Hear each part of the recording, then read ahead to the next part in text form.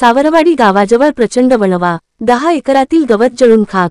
रायगड ओव्ही न्यूज। रोहा सुतारवाडी दिनांक 28 हरिश्चंद्र महाडिक।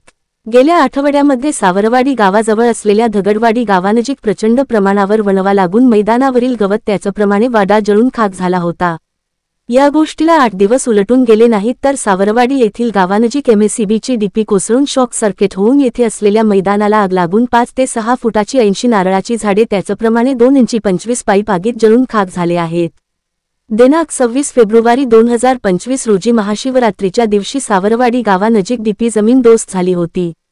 यामुळे शॉक सर्किट होऊन आग लागल्याचे येथील ग्रामस्थ मनोहर मोतीराम साळवी यांनी सांगितले। येथील नागरिक काशीनाथ शिर्के यांच्या झालेल्या नुकसानीची भरपाई मिळावी अशी त्यांची मागणी आहे।